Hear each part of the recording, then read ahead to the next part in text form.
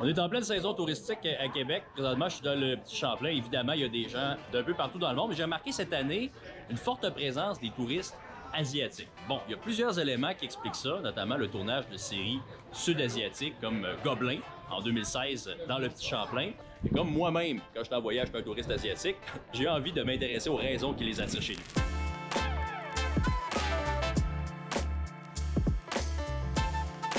Visuellement, lorsqu'on se promène dans le Vieux-Québec, on constate beaucoup de touristes asiatiques.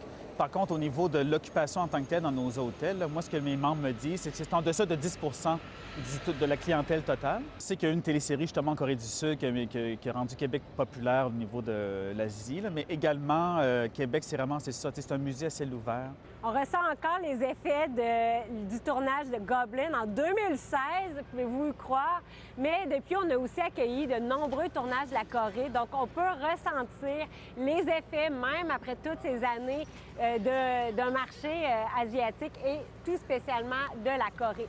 Mais ils sont très présents, puis ils viennent surtout en groupe tour. C'est la classe moyenne, puis c'est des gens qui veulent profiter de leur voyage. Ils vont beaucoup dans les hôtels familiaux.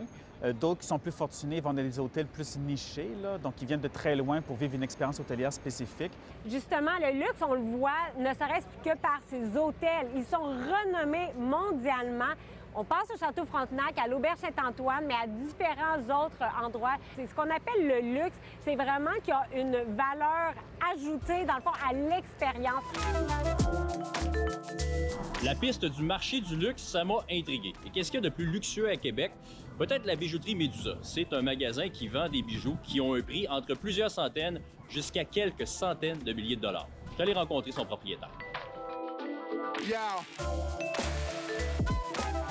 C'est une bijouterie qui est spécialisée dans l'or, les diamants et les montres de luxe. Est-ce que ça représente une proportion intéressante de ta clientèle? Oui, on en voit quand même beaucoup en boutique. Il n'y avait pas beaucoup de commerce de luxe pour que les gens dépensent dans ces biens-là. Habituellement, les gens les achetaient plus en voyage dans des plus grosses villes. Il y a beaucoup de gens locaux aussi qui en achètent, sauf qu'ils n'en parlent juste pas puis ils ne l'exposeront pas de la même façon que les autres types de personnes, parce que dans les autres pays, c'est plus normalisé.